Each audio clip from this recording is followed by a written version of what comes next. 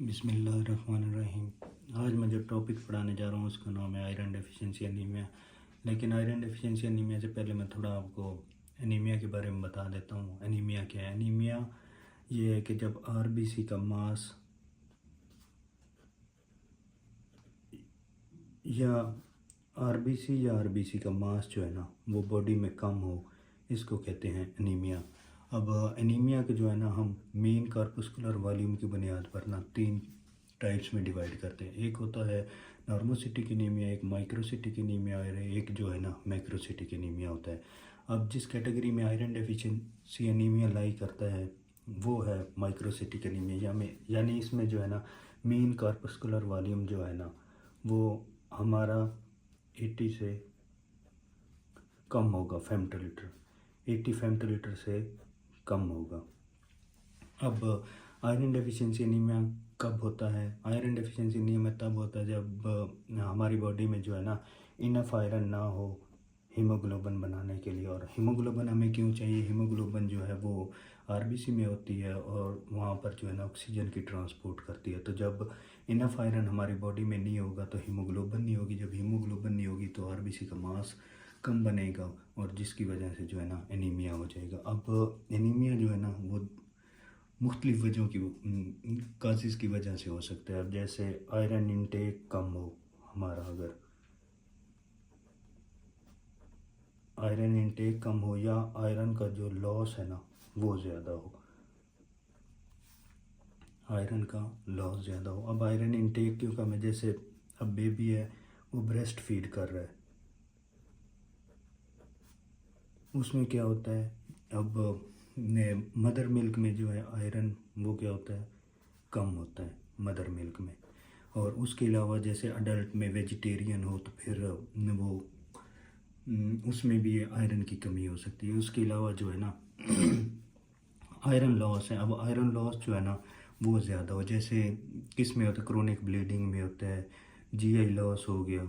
उसके अलावा जो है ना पीयूडी हो गया, पेप्टिक अल्सर डिजीज़ हो गया, मेंस्ट्रुअल ब्लीडिंग हो गया।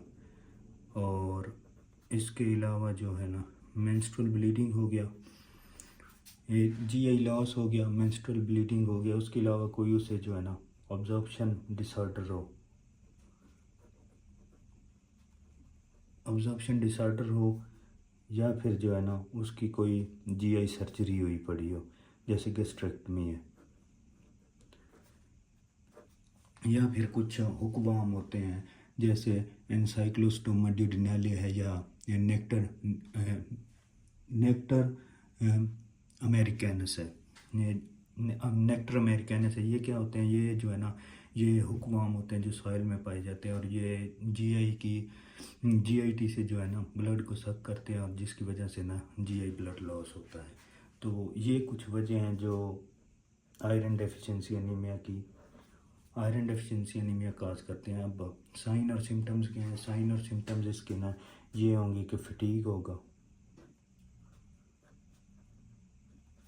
वीकनेस होगी,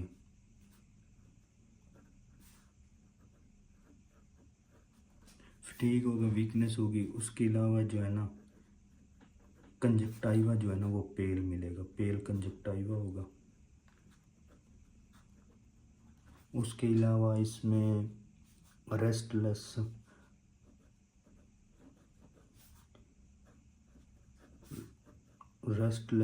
लेग सिंड्रोम होगा, रेस्टलेस लेग सिंड्रोम हो गया। उसके अलावा पाइका इसमें मेन है कि बंदे को जो है ना नॉन फूडी सब्सटेंसेस खाने की जो है ना वो क्रेविंग होती है, पाइका हो गया।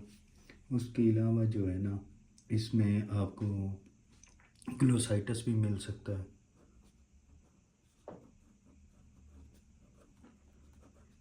या किलियोसिस भी मिल सकती है।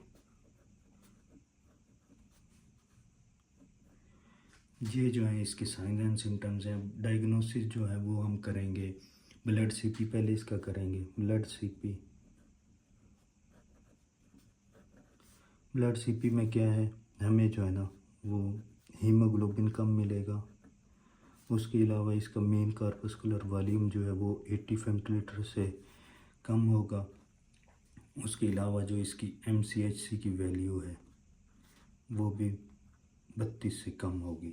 अब इस बुनियाद पर ब्लड सीपी की बुनियाद पर हमें नहीं पता चलेगा कि ये आयरन डेफिशिएंसी एनीमिया है। तो इसके लिए जो है ना हम आयरन स्टडीज़ करेंगे, आयरन स्टडीज़ या iron profile.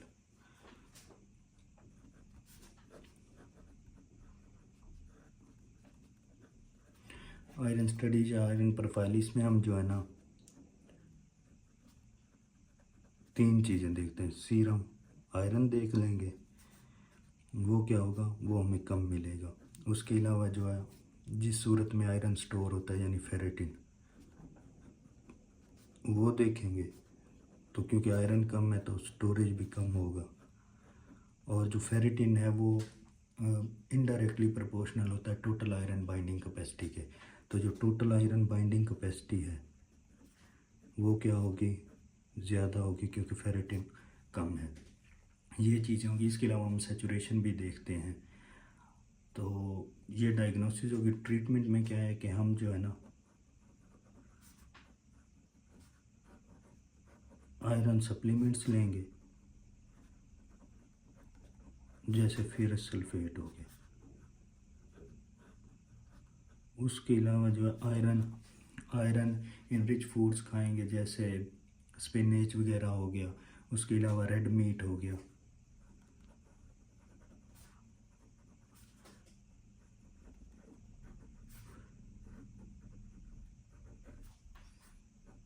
Iron enrich food खाएंगे, ये जो है ना इसकी ट्रीटमेंट होगी।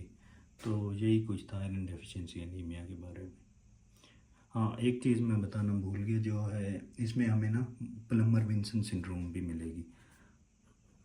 Plummer Vinson syndrome, Plummer Vinson syndrome क्या है, ये ट्राइएड होता है 3 चीज़ों का। एक इसमें आयरन डेफिशिएंसी एनीमिया होता है, आयरन डेफिशिएंसी एनीमिया होगा। इसके अलावा जो है ना इसमें एसोफेजियल वेब्स बनते हैं,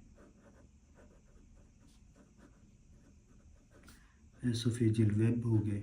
और इसके अलावा जो है ना इसमें हमें तीसरी चीज़ जो है वो डिस्फेगिया मिलेगी। तो यही कुछ था।